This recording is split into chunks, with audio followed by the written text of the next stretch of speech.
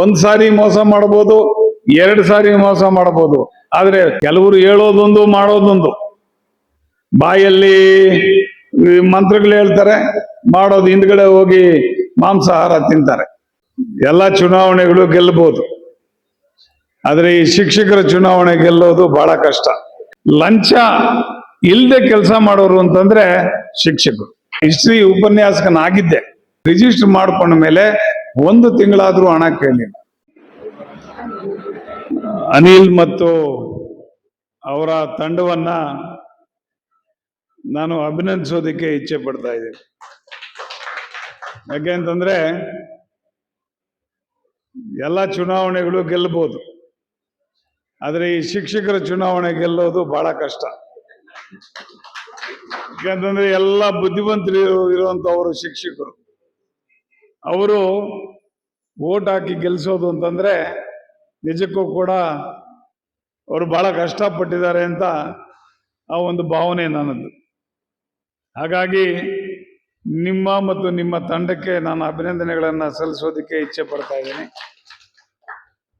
ಈ ಒಂದು ಸಂದರ್ಭದ ಮುಖ್ಯ ಅತಿಥಿಗಳಾದಂಥ ಸಾಮೇಗೌಡ್ರೆ, ಶ್ರೀನಿವಾಸ ರೆಡ್ಡಿ ಅವರೇ, KP ಟ್ರಾವೆಲ್ಸ್ನ ಪ್ರಭಾಕರ್ ಅವರೇ, ಮನ್ಸಾಮ್ ಗೌಡ್ರೆ, ವರದಪ್ಪನವರೇ, ನಮ್ಮ ವೆಂಕಟಗಿರಿಯಪ್ಪನವರೇ, ಸಣ್ಣಪ್ಪನವರೇ, ನಮ್ಮ ಎಲ್ಲ ಸ್ನೇಹಿತರು ಇದ್ದಾರೆ, ದಯವಿಟ್ಟು ಕ್ಷಮಿಸಿ, ಬಹಳ ಜನ ಇದ್ದಾರೆ. ಹಾಗಾಗಿ ಎಲ್ಲ ಪದಾಧಿಕಾರಿಗಳೇ, ಆತ್ಮೀಯ ಶಿಕ್ಷಕ ಬಂಧುಗಳೇ, ಇವತ್ತು ನಿಜಕ್ಕೂ ಕೂಡ ಬಹಳ ಸಂತೋಷವಾದಂಥ ಒಂದು ದಿನ. ಯಾಕೆ ಅಂತಂದರೆ ನಮ್ಮ ಒಂದು ಅಮರಜ್ಯೋತಿ ಶಾಲೆ ಪ್ರಾರಂಭ ಆಗಿ ಸುಮಾರು 25 ವರ್ಷ ಆಯಿತು. 25 ವರ್ಷಗಳಿಂದ ಕೂಡ ನಮ್ಮನ್ನ ಮುಕ್ತ ಕಂಠದಿಂದ ಮತ್ತೆ ಪ್ರೀತಿಯಿಂದ ಬೆಳೆಸಿರ್ತಕ್ಕಂಥವರು ನಮ್ಮ ಪೋಷಕರು ಮತ್ತು ನಮ್ಮೆಲ್ಲರ ಹಿತೈಷಿಗಳು ಆದಂಥ ಶಿಕ್ಷಕರು ಅಂದರೆ ತಪ್ಪಾಗಲಾರ. ಬಂಧುಗಳೇ, ಈಗಾಗಲೇ ನಮ್ಮ ಒಂದು ಮುಳಬಾಗಲ್ ತಾಲೂಕಿನ ಶಿಕ್ಷಕರ ಸಂಘಕ್ಕೆ ಅವಿರೋಧವಾಗಿ ಆಯ್ಕೆ ನಡೆದಿದೆ. ಆ ಆಯ್ಕೆ ನಡೆಯಲು ತಾವು ಕೂಡ ಇಲ್ಲಿ ಆಗಮಿಸಿರ್ತಕ್ಕಂಥ ಎಲ್ಲ ಪದಾಧಿಕಾರಿಗಳು ಕೂಡ ಕಾರಣಕರ್ತರು. ನಿಮ್ಮನ್ನು ಕೂಡ ಅದಕ್ಕೆ ನಾನು ಅಭಿನಂದಿಸೋದಕ್ಕೆ ಇಚ್ಛೆ ಪಡ್ತಾ ಇದ್ದೀನಿ. ಶಿಕ್ಷಕರ ವೃತ್ತಿ ಬಹಳಷ್ಟು ಹೇಳಬೇಕು ಅಂತಂದ್ರೆ ಲಂಚ ಇಲ್ಲದೆ ಕೆಲಸ ಮಾಡೋರು ಅಂತಂದ್ರೆ ಶಿಕ್ಷಕರು. ಬೇರೆ ಎಲ್ಲ ವಿಭಾಗಗಳಲ್ಲಿ ಕೂಡ ನಾವು ಲಂಚವನ್ನ ಕಾಣ್ತೀವಿ, ಆದರೆ ಶಿಕ್ಷಕರು ಮಾತ್ರ ಲಂಚ ತಗೊಳ್ಳದೆ ಕಾಯ ವಾಚ ಮನಸ್ಸಿಟ್ಟು ಕೆಲಸ ಮಾಡ್ತಕ್ಕಂಥವ್ರು ಶಿಕ್ಷಕರು. ಇವತ್ತೇನಾದರೂ ನಾನು ಇಲ್ಲಿ ನಿಂತ್ಕೋಬೇಕು ಅಂದ್ರೆ ಅದು ಕೂಡ ಶಿಕ್ಷಕರೇ, ಅದಕ್ಕೆ ಕಾರಣ ಶಿಕ್ಷಕರೇ. ಇವತ್ತು ಮನಸ್ಸಿಟ್ಟು ಪಾಠ ಮಾಡಿದ್ರೆ ನೀವು ನಿಜಕ್ಕೂ ಕೂಡ ಒಬ್ಬ ಶಿಷ್ಯನಾದವನು ಕೊನೆಯವರೆಗೂ ತನ್ನ ಗುರುವನ್ನ ಜ್ಞಾಪಕ ಇಟ್ಕೋತಾನೆ. ಇದನ್ನ ನಾವು ನೋಡಿ, ಈಗ ನಮ್ಮ ಮೇಡಮ್ ಅವ್ರು ಹೇಳ್ತಾ ಇದ್ದಾರೆ ಇವ್ರನ್ನ ಜ್ಞಾಪಕ ಇಟ್ಕೊಂಡ್ರು ಅಂತ. ಹಾಗೆ ಮನಸ್ಸಿಟ್ಟು ಮಾಡಬೇಕು. ಒಬ್ಬ ಗುರು ಆದವನು ತನ್ನಲ್ಲಿರ್ತಕ್ಕಂಥ ವಿದ್ವತ್ತನ್ನ ಪರಿಪೂರ್ಣವಾಗಿ ದಾರೆ ಎರೆದ್ರೆ ಆಗ ಅವನಿಗಾಗತಕ್ಕಂಥ ಸಂತೋಷ ಅದಕ್ಕಿಂತ ಮಿಗಿಲಾದದ್ದು ಇನ್ಯಾವುದೂ ಇಲ್ಲ ಅಂತೇಳಿ ನಾವು ಭಾವಿಸ್ಬೇಕಾಗ್ತದೆ. ಶ್ರೀನಿವಾಸ ರೆಡ್ಡಿ ಅವರು ಹಿಸ್ಟ್ರಿ ಉಪನ್ಯಾಸಕರು, ಶಿಕ್ಷಕರಲ್ಲ, ಉಪನ್ಯಾಸಕರು. ಬಹುಶಃ ನಿಮಗೆ ಬಹಳ ಗೊತ್ತಿಲ್ಲದೆ ಇರೋ ವಿಚಾರ ಏನು ಅಂತಂದ್ರೆ, ನಾನು ಕೂಡ ಇತಿಹಾಸದ ಉಪನ್ಯಾಸಕನಾಗಬೇಕು ಅಂದ್ಕೊಂಡಿದ್ದೆ. ಹಿಸ್ಟ್ರಿ ಉಪನ್ಯಾಸಕನಾಗಿದ್ದೆ. ಅತ್ತಿಬೆಲೆನಲ್ಲಿ ನನಗೆ ಪರ್ಮನೆಂಟ್ ಲೆಕ್ಚರರ್ ಕೆಲಸನೂ ಕೊಟ್ಟಿದ್ದು. ಆದರೆ ನನಗೆ ಸುಮಾರು 4 ಜನ 5 ಜನ ತಂಗಿರಿದ್ದರಿಂದ ಅವರೆಲ್ಲರ ಒಂದು ಇದನ್ನು ಮಾಡಬೇಕಾಗಿದ್ದರಿಂದ ಅದನ್ನ ಬಿಟ್ಟು ನಾನು ವಕೀಲಿ ವೃತ್ತಿಗೆ ಬಂದೆ.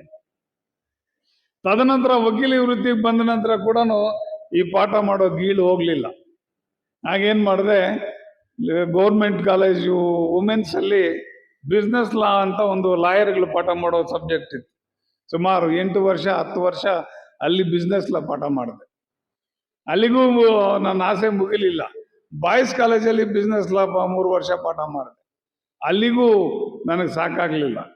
ಲಾ ಕಾಲೇಜಿನಲ್ಲಿ 3 ವರ್ಷಗಳ ಕಾಲ ಇದನ್ನ ಜನರಲ್ ಕಾಂಟ್ರಾಕ್ಟ್, ಸ್ಪೆಷಲ್ ಕಾಂಟ್ರಾಕ್ಟ್ಸ್ ಅನ್ನೋ ಸಬ್ಜೆಕ್ಟನ್ನು ಕೋಲಾರ ಲಾ ಕಾಲೇಜಿನಲ್ಲಿ ಕೂಡ ಪಾಠ ಮಾಡಿ. ಅದು ಯಾಕೆ ಅಂತಂದ್ರೆ ಏನು ನಾವು ಪಾಠ ಮಾಡೋ ವೃತ್ತಿ ಇದೆಯೋ ಅದನ್ನ ಮಾಡಿದವನಿಗೆ ಗೊತ್ತು. ಬಲ್ಲವನೇ ಬಲ್ಲ ಬೆಲ್ಲದ ಸವಿಯ ಅಂತ ಹೇಳ್ತಿರಲ್ಲ, ಅದು ಯಾರು ಪಾಠ ಮಾಡ್ತಾರೋ ಅವ್ರಿಗೆ ಗೊತ್ತಿರುತ್ತೆ. ಪಾಠ ಮಾಡೋರ ಒಂದು ಅದರಿಂದ ಬರ್ತಕ್ಕಂಥ ಮಾನಸಿಕ ತೃಪ್ತಿ ನಿಜನೇ. ಮೇಷ್ಟ್ರುಗಳಿಗೆ ಸಂಬಳಗಳು ಕಡಿಮೆ ಇರ್ತದೆ, ಬೇರೆ ಯಾವುದೇ ಗಿಂಬಳುಗಳಿರೋದಿಲ್ಲ, ಆದರೂ ಕೂಡ ಸಂತೃಪ್ತಿಯ ಮನೋಭಾವ ನಿಮ್ಮಲ್ಲಿ ಮನೆ ಮಾಡ್ತದೆ. ಅದಕ್ಕೆ ನಾವೆಲ್ಲರೂ ಕೂಡ ಗುರುವಿಗೆ ಕೃತಜ್ಞರಾಗಿರ್ಬೇಕಾಗ್ತದೆ. ಈಗ ಗುರುವನ್ನ ನಿಮ್ಗೆಲ್ರಿಗೂ ಗೊತ್ತಿರೋ ರೀತಿ ಗುರು ಬ್ರಹ್ಮ, ಗುರು ವಿಷ್ಣು, ಗುರುದೇವೋ ಮಹೇಶ್ವರ ಅಂತ, ಸೃಷ್ಟಿಕರ್ತ, ಲಯಕರ್ತ, ಮತ್ತೆ ಎಲ್ಲ ಕೂಡ ಮಾಡ್ತಕ್ಕಂಥ ಒಂದು ಕೆಪಾಸಿಟಿ ಇರ್ತಕ್ಕಂಥವನು ಒಬ್ಬ ಗುರು ಅಂತ. ಒಬ್ಬ ವ್ಯಕ್ತಿಯನ್ನ, ಒಬ್ಬ ಶಿಷ್ಯನನ್ನ ಪರಿಪೂರ್ಣ ವ್ಯಕ್ತಿಯನ್ನಾಗುವ ನಿಟ್ಟಿನಲ್ಲಿ ಒಬ್ಬ ಗುರುವಿನ ಕರ್ತವ್ಯ ಬಹಳ ಇರ್ತದೆ. ಅದರಿಂದ ಗುರುಗಳ ಒಂದು ಏನು ಸೇವೆ ಇದೆಯೋ ಅದನ್ನ ನಾವು ಯಾವುದೇ ರೀತಿಯಲ್ಲಿ ಬೆಲೆ ಕಟ್ಟಲಾಗದಂತ ಒಂದು ವೃತ್ತಿ. ಈ ವೃತ್ತಿಯಲ್ಲಿ ಇರ್ತಕ್ಕಂಥವ್ರು ನಿಜಕ್ಕೂ ಕೂಡ ನೀವು ಧನ್ಯರು ಅಂತ ನಾನು ಹೇಳ್ಬೇಕಾಗ್ತದೆ. ಹಾಗೇನೆ ನಿಮ್ಮ ಇದರಲ್ಲಿ ಕೂಡ, ನಿಮ್ಮ ಶಿಕ್ಷಕರಲ್ಲಿ ಕೂಡ ಬಹಳಷ್ಟು ಒಳ್ಳೆ ವ್ಯಕ್ತಿಗಳು ಕೂಡ ಇರ್ತಾರೆ. ಇವತ್ತು ನಾವೇನಾದರೂ ಇಲ್ಲಿ ಶಾಲೆ ಪ್ರಾರಂಭ ಮಾಡಬೇಕು, ಎಲ್ಲ ಮಾಡಬೇಕು ಅಂದರೆ ನಮಗೆ ಅನೇಕ ನಿಮ್ಮ ಶಿಕ್ಷಕರು ಕೂಡ ಸಹಕಾರ ಮಾಡಿದ್ದಾರೆ ಅಂತ ನಾನೀಗಾಗಲೇ ಹೇಳಿದೆ. ಅದರಲ್ಲಿ ನಮ್ಮ ಸೊಣ್ಣಪ್ಪ ಅವರು ಕೂಡ ಒಬ್ಬರು. ನಮ್ಮ ಸೊಣ್ಣಪ್ಪ ಅವ್ರದ್ದು ಅಲ್ಲಿ ಈಗೇನು ಕಾಲೇಜ್ ಕಟ್ಟಿದೀವೋ ಅಲ್ಲಿ ಜಮೀನಿತ್ತು. ಆ ಜಮೀನನ್ನು ಸೊಣ್ಣಪ್ಪ ಅವ್ರನ್ನ ಈ ಥರ ಕಾಲೇಜ್ ಕಟ್ಟಕ್ಕೆ ಬೇಕು, ನಮ್ಗೆ ಇದು ಬೇಕು ಅಂತಂದಾಗ ರಿಜಿಸ್ಟರ್ ಮಾಡಿಕೊಟ್ಬಿಟ್ರು. ನಮಗೆ ಹಣ ಕೇಳಲಿಲ್ಲ. ನಾನು ಸುಳ್ಳು ಹೇಳ್ತಾ ಇಲ್ಲ. ಅವರು ರಿಜಿಸ್ಟರ್ ಮಾಡಿಕೊಟ್ಮೇಲೆ ಅವ್ರು ನನ್ನನ್ನು ಹಣನೇ ಕೇಳಲಿಲ್ಲ. ಇಷ್ಟಕ್ಕೆ ಅಂತ ಮಾತಾಡಿದ್ವಿ. ಆಯ್ತಣ್ಣ ಅದು ರಿಜಿಸ್ಟರ್ ಮಾಡ್ಕೊಳ್ಳಿ ಅಂತಂದರು. ಹೋಗಿ ರಿಜಿಸ್ಟರ್ ಮಾಡ್ಕೊಂಡ್ವಿ. ರಿಜಿಸ್ಟರ್ ಮಾಡ್ಕೊಂಡ ಮೇಲೆ 1 ತಿಂಗಳಾದರೂ ಹಣ ಕೇಳಲಿಲ್ಲ. ಮತ್ತೆ ನಾನು ಫೋನ್ ಮಾಡಿದೆ, ಸೊಣ್ಣಪ್ಪವರೇ ಇದು ದುಡ್ಡು ನಿಮ್ಗೆ ಇನ್ನೂ ತಗೊಳ್ಳಿಲ್ಲ, ನಮ್ಮ ಹತ್ರ ಇದೆ ಅಂಥೇಳಿ ಹೇಳಿದ್ಮೇಲೆ ಆಯ್ತಿರೋಣ ಹೇಳ್ತೀನಿ ಅಂತೇಳಿ ಆಮೇಲೆ ಯಾವತ್ತೋ ಒಂದು ದಿವಸ ಬಂದು ಹಣ ತಗೊಂಡೋದು. ಇದು ಒಬ್ಬ ಶಿಕ್ಷಕರಲ್ಲಿ ಇರ್ತಕ್ಕಂಥ ಒಂದು ಒಳ್ಳೆಯ ಗುಣ ಅಂತೇಳಿ ನಾನು ಹೇಳೋದಕ್ಕೆ ಇಚ್ಛೆ ಪಡ್ತಾ ಇದ್ದೇನೆ. ಇವತ್ತು ಏನು ನಿಮ್ಮ ತಂಡ ಗೆದ್ದಿದೆಯೋ ತಾವೆಲ್ಲ ಕೂಡ, ಯಾಕೆ ಅಂತಂದ್ರೆ ಕೆಲವರು ಹೇಳೋದೊಂದು ಮಾಡೋದೊಂದು, ಬಾಯಲ್ಲಿ ಮಂತ್ರಗಳು ಹೇಳ್ತಾರೆ, ಮಾಡೋದು ಹಿಂದ್ಗಡೆ ಹೋಗಿ ಮಾಂಸಾಹಾರ ತಿಂತಾರೆ. ಇದೆಲ್ಲ ಕೂಡ ಒಳ್ಳೆಯ ವಿಚಾರ ಅಲ್ಲ. ಏನು ಹೇಳ್ತೀವೋ ಅದನ್ನ ನಡ್ಕೋಬೇಕಾಗ್ತದೆ. ಹೇಳೋದೊಂದು ಮಾಡೋದೊಂದು ಆದ್ರೆ ಅದಕ್ಕೆ ಜನ ಕಣ್ತೆರೆದು ನೋಡ್ತಾ ಇರ್ತಾರೆ. ಯಾರು ಕೂಡ ಮೂರ್ಖರಿಲ್ಲ, ಎಲ್ಲ ಕೂಡ ಬುದ್ಧಿವಂತರೇ. ಏನು 1 ಸಾರಿ ಮೋಸ ಮಾಡ್ಬೋದು, 2 ಸಾರಿ ಮೋಸ ಮಾಡ್ಬೋದು, ಆದ್ರೆ ಪರ್ಮನೆಂಟ್ ಆಗಿ ಯಾರನ್ನೂ ಮೋಸ ಮಾಡೋದಕ್ಕಾಗೋದಿಲ್ಲ. ಇದನ್ನ ಯೋಚನೆ ಮಾಡ್ಕೋಬೇಕು. ಹಾಗಾಗಿ ಏನು ನಾವು ನುಡಿತೀವೋ ನುಡಿದಂತೆ ನಡೀಬೇಕು. ನೀವೀಗಾಗಲೇ ನಿಮ್ಮ ಮಕ್ಕಳಿಗೆಲ್ಲ ಹೇಳ್ಕೊಡ್ತೀರಿ, ಏನು ನುಡಿದಂತೆ ನಡೀಬೇಕು, ಸತ್ಯಸಂಧರಾಗಿರ್ಬೇಕು, ನ್ಯಾಯಯುತವಾಗಿರ್ಬೇಕು.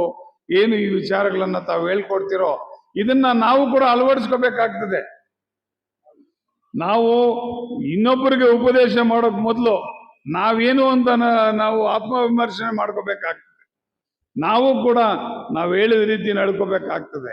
ಅದನ್ನ ನಾವು ನಮ್ಮ ಜಿಲ್ಲೆಯ ಅಧ್ಯಕ್ಷರಲ್ಲಿ ಮನವಿ ಏನು ಅಂತಂದ್ರೆ, ಯಾಕೆಂತಂದ್ರೆ ನಮ್ಮ ಏನು ಶಿಕ್ಷಕರಿದ್ದಾರೋ ಬಹಳಷ್ಟು ಕಷ್ಟಗಳನ್ನ ನೋವುಗಳನ್ನ ಅನುಭವಿಸ್ತಾ ಇರ್ತಾರೆ.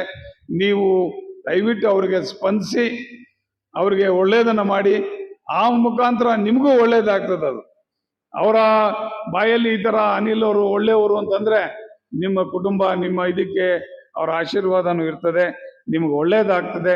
ಮತ್ತೆ ಶಿಕ್ಷಕರೆಲ್ಲರೂ ಕೂಡ ತಮ್ಮ ಮಕ್ಕಳ ಅಭ್ಯುದಯಕ್ಕೆ ಎಲ್ಲರೂ ಕೆಲಸ ಮಾಡಬೇಕು ಅಂತ ಹೇಳ್ತಾ ನನ್ನ 2 ಮಾತು ಹೇಳಲಿಕ್ಕೆ ಅವಕಾಶ ಕೊಟ್ಟಂತ ಎಲ್ರಿಗೂ ವಂದಿಸಿ 2 ಮಾತು ಮುಗಿಸ್ತಾ ಇದ್ದೇನೆ.